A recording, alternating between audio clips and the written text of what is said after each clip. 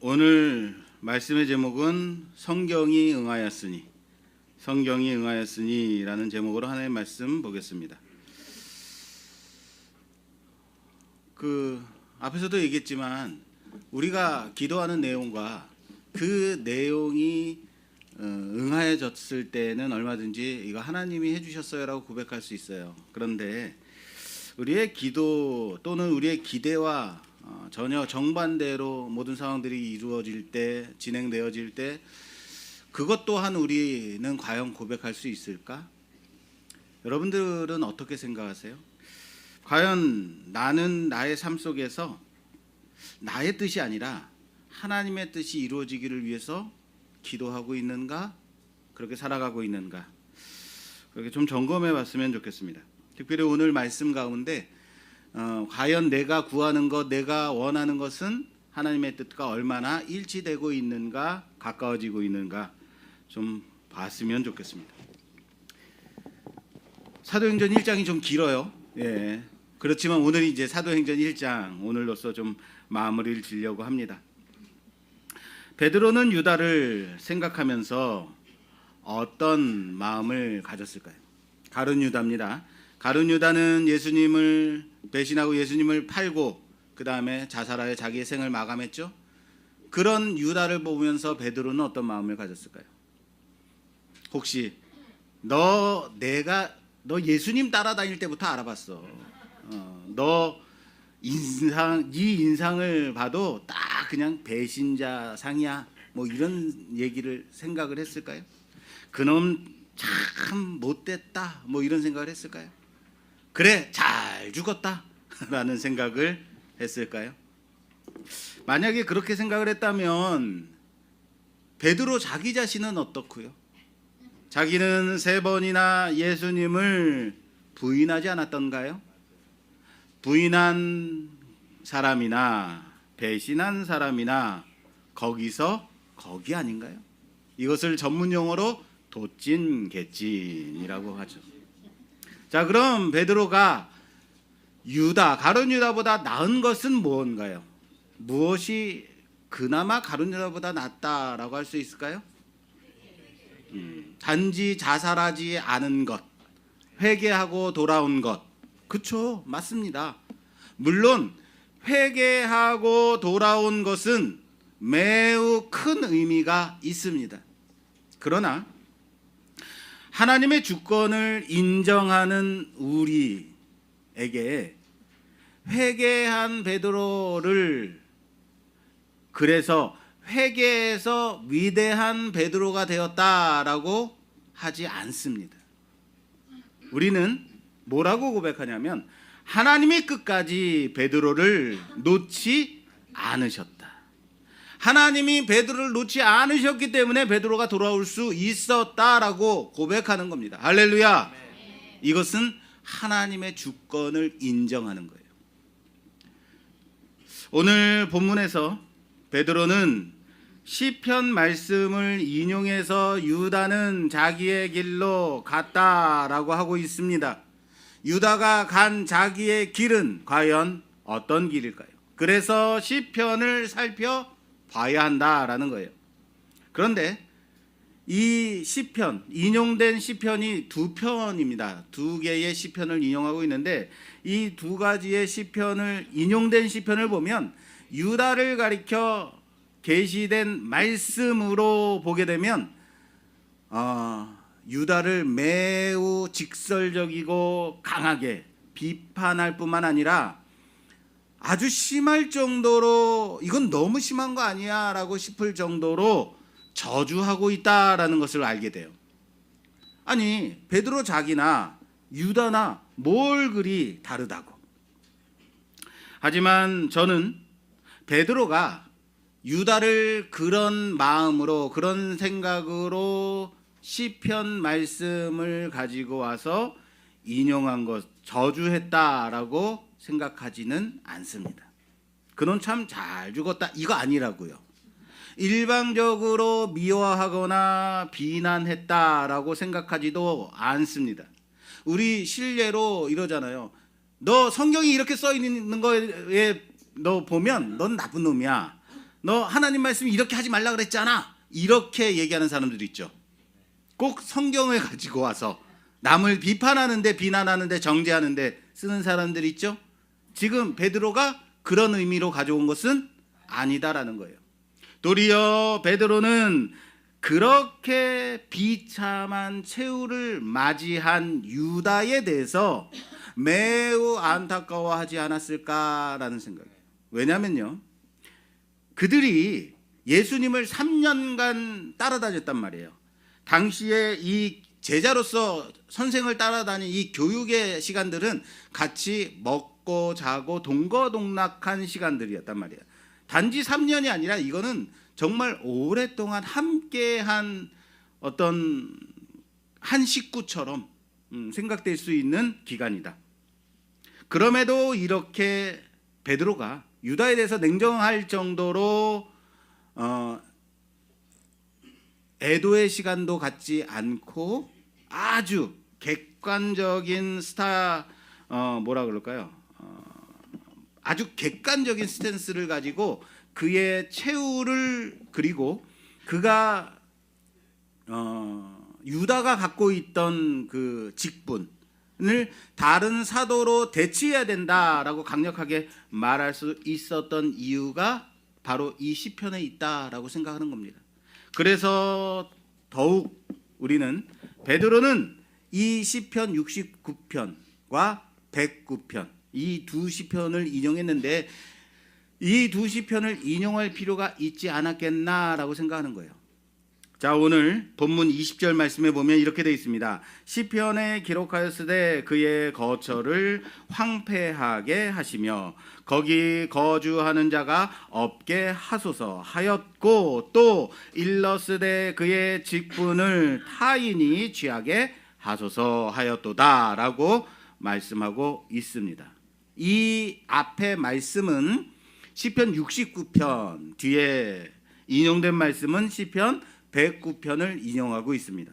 이 시편 69편부터 우리가 살펴보자면 다윗이 고난 중에 쓴 시라고 추정이 되는데요. 사울의 핍박을 피해서 도망 다닐 때에 그 심정을 노래했다라고 합니다. 그래서 다윗의 입을 통하여라고 베드로가 시작하고 있죠. 전제하고 있죠. 자, 여러분, 그렇다면 이것은 누가 쓴 시라고? 다윗이요. 다윗이 자기의 그 상황을 바라보면서 고백하고 있는 시란 말이에요. 그렇다면 이건 다윗의 마음을 노래한 건데 어떻게 유다와 연결되어질 수 있는가라고 생각되어질 수 있죠. 그렇지만 여러분, 이 시편 69편을 자세하게 살펴보게 되면 무엇이 보이냐면요, 예수님이 연상되는 구절들이 많이 나와요. 그것을 우리는 살펴볼 수 있습니다. 자, 볼까요? 자, 시편 69편 볼게요. 자, 시편 69편 4절 말씀 봉독해 주실래요? 69편 4절입니다. 까닭 없이 나를 미워하는 자가 나의 머리털보다 많고 부당하게 나의 원수가 되어 나를 끊으려 하는 자가 강하였으니 내가 빼앗지 아니한 것도 물어주게 되었나이다. 자, 그들이 이유 없이 나를 미워하였다라는 요한복음 15장의 말씀, 요한복음 말씀이 여기서 보이는 거예요. 그 다음 8절 말씀, 69편 8절. 내가 나의 형제에게는 객이 되고 나의 어머니의 자녀에게는 낯선 사람이 되었나이다. 이것은 요한복음 7절 말씀에 이는 그의 형제들까지도 그를 믿지 아니함이로라 라는 말씀과 연결이 돼요. 자, 9절 말씀.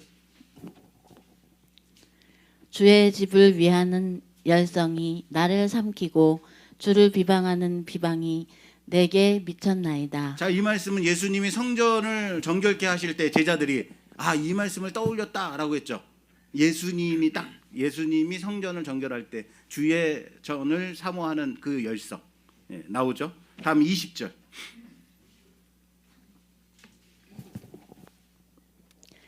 비방이 나의 마음을 상하게 하여 근심이 충만하니 불쌍히 여길 자를 바라나 없고 긍휼히 여길 자를 바라나 찾지 못하였나이다. 십자가에서 이 외면당하신 예수님. 그 다음에 21절. 그들이 쓸개를 나의 음식물로 주며 목마를 때에는 초를 마시게 하였사오니. 뭐예요? 십자가에서 사람들이 쓸개탄 포도주를 예수님께 드리는 장면이죠. 시편 69편에 이 말씀이 누구를 드러내고 있어요? 지금 누구를 연상케 해요? 예수님, 메시아를 드러내고 있죠. 그래서 이걸 메시아와 연결, 메시아를 계시하는 말씀이다라고 시라고 그렇게 보게 되는 거예요. 그리고 오늘 본문에서 나오는 인용된 25절 말씀, 그들의 거처가 황폐하게 하시며 그들의 장막에 사는 자가 없게 하소서라는 말씀이 나오는 거예요. 이것이 바로 베드로가 가룟 유다를 가리켜서 주시는 예언이다라고 베드로가 말하고 있는 겁니다. 그래서 자, 그렇다면 이 시를 메시아를 예표하는 시로 보게 될 때 여기서 핍박을 당하고 환난을 당하는 분은 누구예요? 예수님. 그리고 핍박을 하는 자는 누구예요? 유다. 이렇게 연결이 되는 겁니다. 예수님은 의로운 고난을 당하셨고 그 고난은 하나님의 구속 계획을 이루는 과정이었다라는 거예요.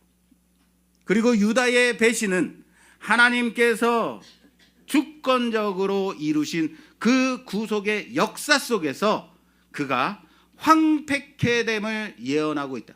유다의 죽음이 바로 그가 황폐케 됨을 예언하고 있다라는 말씀인 거예요.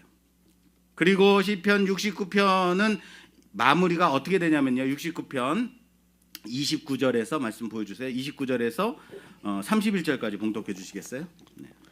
오직 나는 가난하고 슬퍼오니 하나님이여 주의 구원으로 나를 높이소서. 내가 노래로 하나님을 이름을 찬송하며 감사함으로 하나님을 위대하시라 하리니 이것은 소 곧 뿔과 굽이 있는 황소를 드림보다 여호와를 더욱 기쁘시게 함이 될 것이라. 아멘. 자, 찬송으로 69편을 이제 마무리하고 있어요. 여기서 뭐라고 고백하냐면 시인은 자신을 가리켜 나는 여전히 가난한 자. 뭐라고요? 가난한 자라고 고백하고 있습니다. 자, 여러분 이거 기억하십시오. 나는 여전히 가난한 자다. 그리고 이제 시편 109편에 예시된 말씀을 인용된 말씀을 좀 살펴보려고 합니다. 자, 베드로는 시편 109편 8편 말씀 그의 직분을 타인이 취하게 하소서를 가져와 인용하고 있습니다. 자, 시편 109편 말씀은 배신자와 악인을 향한 하나님의 심판과 복수를 노래하는 시라고 되어 있습니다.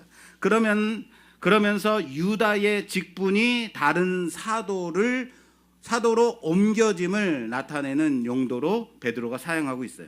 이래서 뽑힌 사람이 누구예요? 마띠아. 자, 109편의 처음은 이렇게 시작이 돼요. 자신이 악인에게 당하고 있는 일을 고백하고 있어요. 대저 저희가 악한 입과 괴사한 입을 열어 나를 치며 거짓된 혀로 내게 말하며 미워하는 말로 나를 두르고 무고히 나를 공격하였나이다 라고 자신의 처지를 고백하고 있습니다. 자, 이렇게 자신의 당하는 그 상황을 짧게 고백하고 난 후에 무엇을 말하냐면 아주 길게 자신의 상황은 짧게 말하고 그 다음에 아주 길게 무엇을 말하냐면 저주를 하고 있어요. 저주의 말들을 한참 나열하고 있는데요. 대략적으로 살펴보면 이렇습니다. 그 자녀는 고아가 되게 하시고 그의 아내는 과부가 되게 하시고 그 자녀가 유리 구걸하며 그 황폐한 집을 떠나서 빌어먹게 하시고 고리대금하는 자로 저의 소유를 다 취하게 하시고 그리고 저의 수고한 것을 외인이 탈취하게 하시고 저에게 은혜를 계속할 자가 없게 하시며 그 고아를 연율 다시 말해서 이거는 은혜를 베풀 자가 없게 하소서. 그 후사를 끊어지게 하소서. 예. 그렇죠? 그리고 그 뒤에 이름이 도말되게 하소서. 등등등등. 야, 이 정도의 저주기라면 야, 빌어먹게 해달라는 거예요. 자, 우리가 지금 듣기에도 어떻습니까? 그렇죠. 굉장히 끔찍한 저주를 하고, 야, 믿는 사람이 이렇게까지 저주해도 되는 거예요? 아무렇지도 않게 한참을 이런 저주를 늘어놓고 있어요. 사도행전에 인용된 이 말씀은 이 저주의 목록들의 제일 앞부분, 첫 부분에 나오게 됩니다. 8절. 그 연수를 단축해 하시며 빨리 죽게 하소서 이거예요. 그 직분을 타인이 취하게 하소서. 자, 그러니까 이 말씀의 뜻은 아마도 이 악인이, 지금 내가 저주하고 있는 악인이 무언가 직위가 높은 직위를 갖고 있는 사람인데 빨리 죽어버리고 그래서 다른 사람에게 그 직위를 넘기게 하소서라는 간구로 보입니다.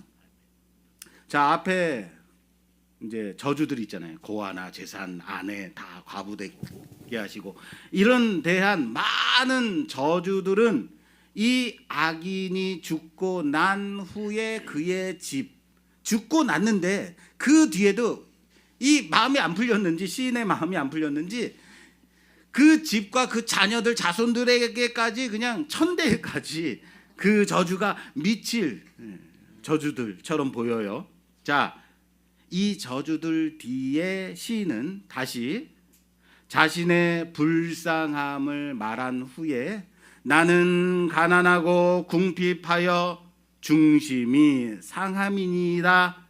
그리고 마지막에 뭐라고 마무리가 되냐면 69편에서 기억하라고 한 것처럼 무엇을 하고 있냐면 하나님을 찬송하면서 마무리합니다. 이거죠. 그놈 아주 그 빌어먹고 가부가 되게 그 아들들은 다 죽게 하시고 막 이런 다음에 오직 하나님만 찬송합니다. 저주와 찬송이 연결되고 있는 구조예요. 그런데 그 찬양하는 자는 뭐라고 자기 자신을 고백하고 있냐면 여전히 가난한 자. 이거 기억하라 그랬죠? 가난한 자로 자신을 고백하고 있다. 문제가 해결이 됐다 안 됐다? 안 됐다라는 거예요. 그런데 결론은 하나님을 찬양하는 거예요. 자, 이걸 보면서 와, 예수 믿는 자가 이렇게까지 남을 저주해도 되나? 라는 생각 드세요?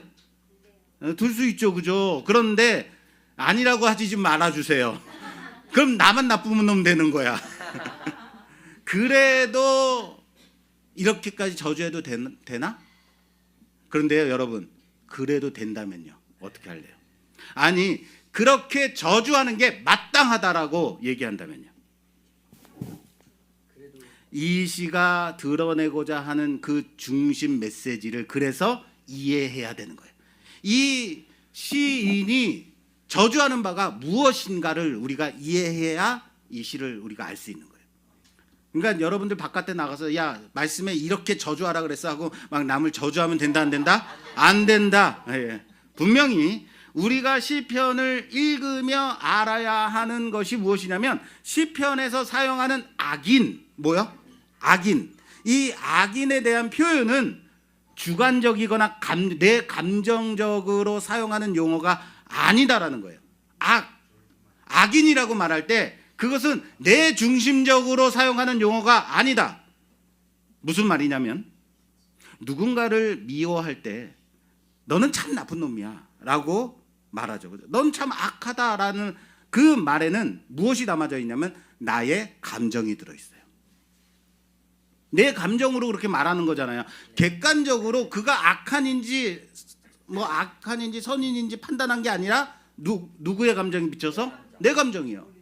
예를 들자면 이런 거예요. 우리 학교 다닐 때 쉽게 제가 설명드릴게요. 학교 다닐 때 수업 시간에 공부하기 싫어가지고 선생님한테 선생님 옛날 얘기해 주세요. 연애담 얘기해 주세요. 재밌는 얘기해 주세요. 이런 얘기 하죠.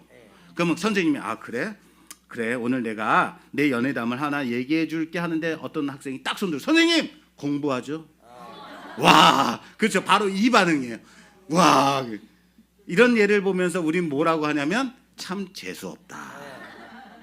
여러분, 그런데 공부 시간에, 수업 시간에 공부하자는 게 잘못된 거예요? 단지 우리가 공부하기 싫어서 그런 거죠. 예, 그래서 수업 시간에 공부하기 싫어하는 것은 바로 모든 학생들의 죄성인 거예요. 예, 그렇죠. 누군가와 말다툼하거나 싸울 때 항상 선악으로 선을 고수하며 싸우나요, 우리는요? 그러지 않아요. 단지 의견이 맞지 않거나 어떤 갈등 요소가 있을 때, 아니면 감정이 격해져서 싸운다고요. 그럴 때 나는 선이고 너는 악이다, 이런 부분이 아니잖아요. 그런데 그렇게 싸우면서 우린 상대에 대해서 쟤 아주 나쁜 놈이야, 악한 놈이야, 그렇게 말하지 않습니까? 왜? 그래야지 내가 정당해지니까. 상대가 악하다고 하는 거예요. 그런데 그럴 때 과연 선악으로 가를 수 있던가? 반대로 여러분, 내가 악하기 때문에 그 사람이 나를 싫어하는 건 아닐까요?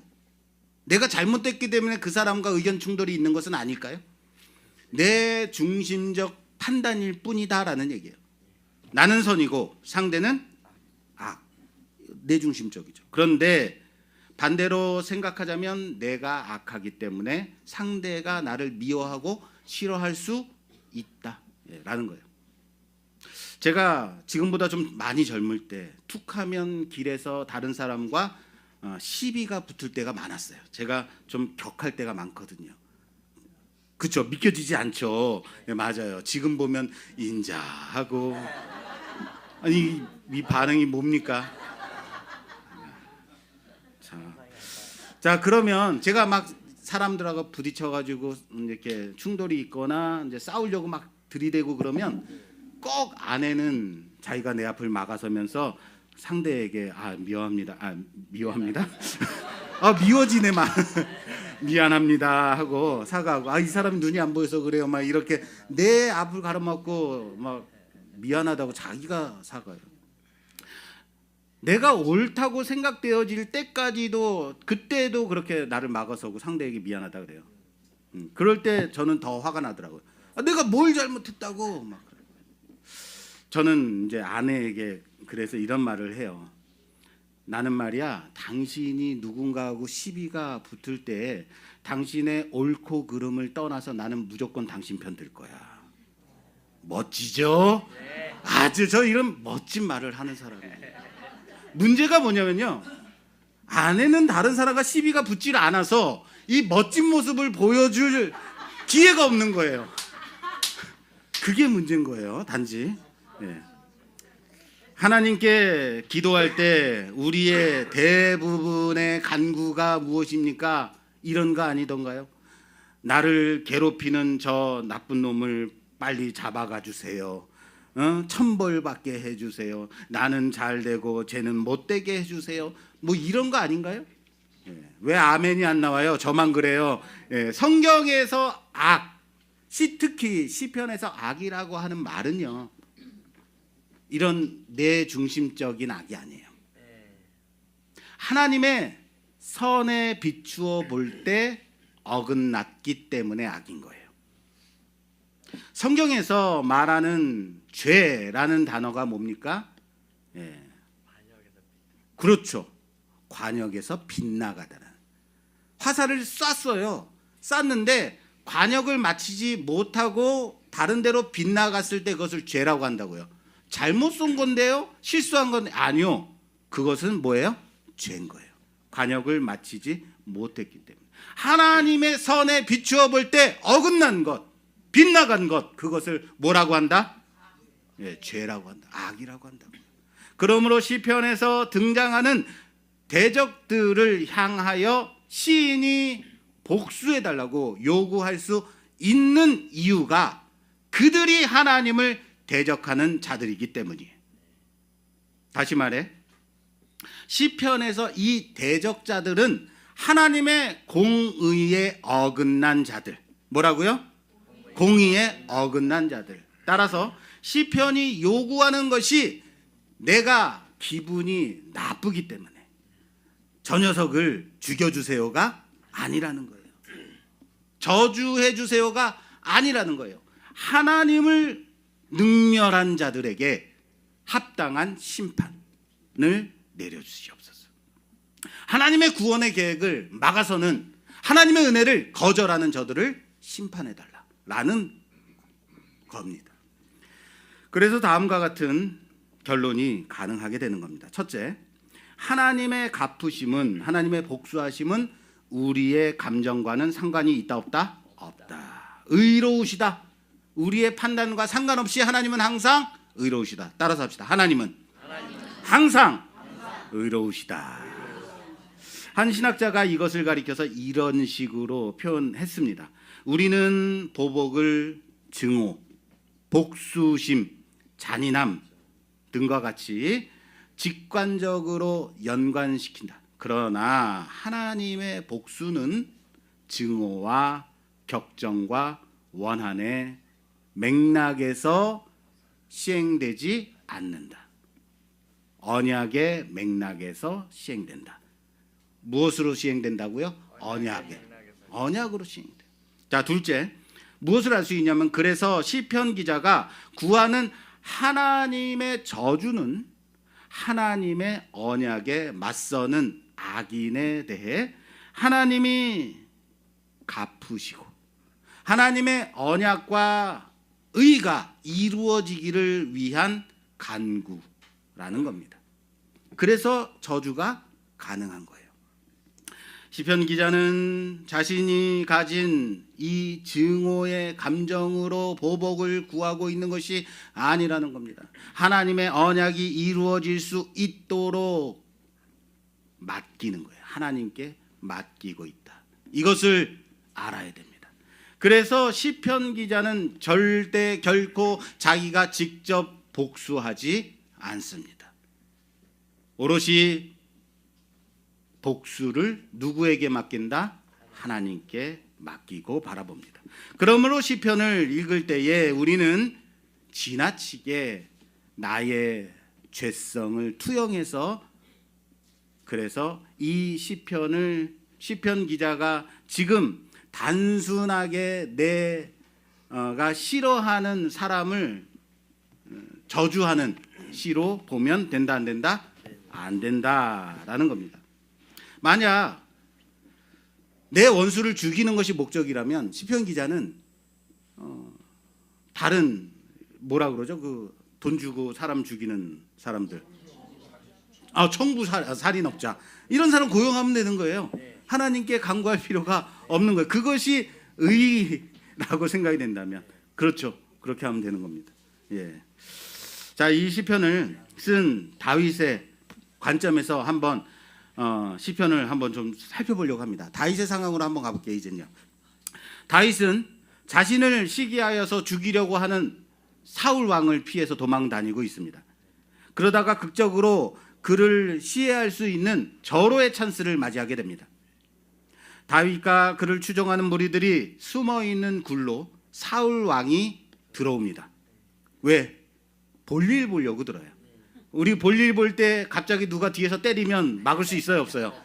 완전 무방비 상태죠. 무방비 상태의 사울이 볼일을 시원하게 보고 있습니다. 자신을 위협하던 그 위협을 일소에 해결할 수 있는 절호의 찬스입니다. 다윗을 추종하는 무리들은 말을 합니다. 다윗 왕이여, 다윗이여, 드디어 하나님이 당신에게 기회를 주셨습니다. 누가 줬다고요? 하나님이 이 사울 왕을 처치할 절호의 찬스를 주셨습니다. 어서 칼을 들어서 저 왕을 죽이십시오 라고 말합니다. 하나님이 이런 기회를 주시지 않았다면 그가 어쩌면 어떻게 이 동굴까지 들어올 수 있었겠습니까?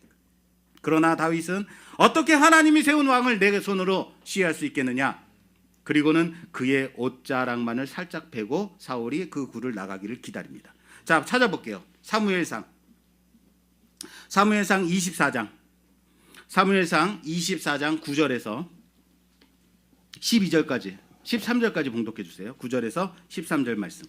다윗이 사울에게 이르되 보소서 다윗이 왕을 해하려 한다고 하는 사람들의 말을 왕이 어찌하여 들으시나이까.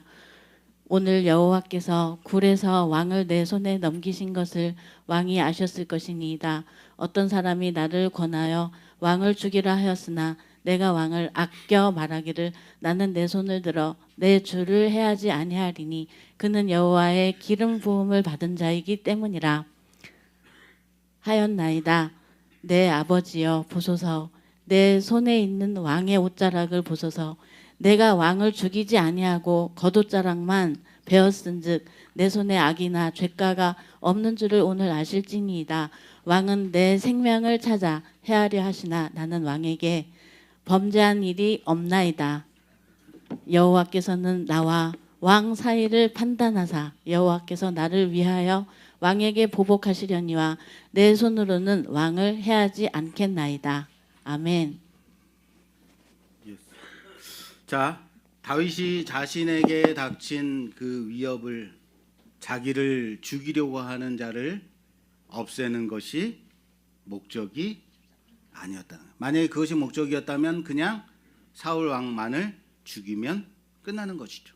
그러나 다윗이 사울을 죽일 그 기회를 얻었지만 자신의 손으로 그 원수를 갚지 않은 이 사건은 바로 오늘 본문과 깊은 연관이 있다라고 보입니다. 다윗은 하나님의 기름 부음 받은 자를 존중하면서 사울을 해치지 않았습니다. 그는 하나님의 공의를 신뢰하며 원수 갚는 일은 바로 하나님께 있습니다라고 고백하고 있는 거예요. 바로 그겁니다. 다윗은 하나님의 언약 앞에서 하나님이 판단하시기만을 기다리겠다라고 하는 겁니다. 죽여서 내 원수를 갚는 것이 선이 아니라는 겁니다. 하나님의 언약 앞에서 그 말씀이 이루어지기를 기다리는 것이 선이다라는 것을 고백한다라는 겁니다. 그리고 그것이 바로 오늘 이 두 시편의 결말에서 나는 여전히 가난한 자이지만 하나님을 찬양하고 있음을 봐야 된다라는 겁니다. 나의 상황은 여전히 어렵고 힘들고 곤란하지만 그럼에도 하나님의 언약이 이루어지기를, 그 하나님의 심판이 임하기를 고대하고, 그래서 찬양하는 겁니다. 그래서 찬양으로 마무리되는 겁니다.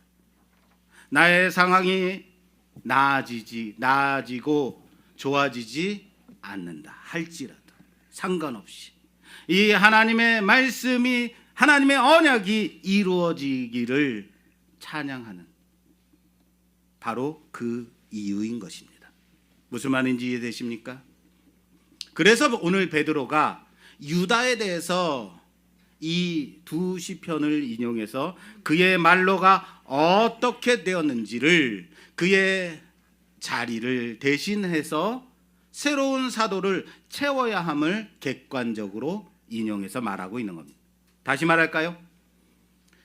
하나님의 의를 저버리고 그 언약의 성취를 반대하는 무리는 끝내 처참한 저주 가운데, 영원한 심판 가운데 처하게 됨을, 그리고 새로운 교회의 기초로 세워지는 그 영광스러운 직분에서 배제됨을 말씀하고 있는 겁니다. 가룟 유다는 자기 자신이 제자였지만 불의한 선택으로 자신의 직분을 버렸습니다. 그리고 하나님은 그의 직분을 마띠아에게로 옮기셨습니다. 하나님의 언약이 결코 실패하지 않았음을 보여주는 겁니다. 이 사건은 하나님의 계획 속에서 유다의 실패가 일개 개인의 실패가 아닌, 유다가 실수해서 당한 그 실패가 아닌 하나님의 언약을 반대한 하나님의 저주 가운데 심판을 받은 자로 그 처참한 결말을 보여주면서, 반면 그럼에도 불구하고 하나님의 언약이 성취되고 있음을 강력하게 드러내고 있다라는 사실을 믿으시길 바랍니다. 그래서 베드로는 시편을 인용하며 유다의 배신과 심판을 하나님의 뜻 안에서 해석하고 있다. 이것이 바로 올해 우리 교회의 주제 말씀으로 뭐죠? 로마서 12장 17절 말씀. 아직 더 하셔야겠네요. 자, 로마서 12장 17절 말씀과 연관이 되는 겁니다. 자, 볼까요? 로마서 12장 17절 말씀에서 19절 말씀입니다. 아무에게도 악을 악으로 갚지 말고 모든 사람 앞에서 선한 일을 도모하라. 할 수 있거든 너희로서는 모든 사람과 더불어 화목하라. 너의 감정과 상관없이요, 나의 상황과 상관없이요. 19절입니다. 내 사랑하는 자들아, 너희가 친히 원수를 갚지 말고 하나님의 진노하심에 맡기라. 사랑하는 여러분, 하나님께 맡기십시오. 여러분의 감정을 푸는 일에 사용하지 마십시오. 이게 악을 악으로 갚지 아니하고 선으로 이기는 방법입니다. 선으로 이기는 법은 바로 하나님의 언약이 이루어질 것을 믿고 하나님의 갚으심을 신뢰하고 기다리는 것입니다. 사랑하는 성도 여러분, 유다는 자기의 길로 갔습니다.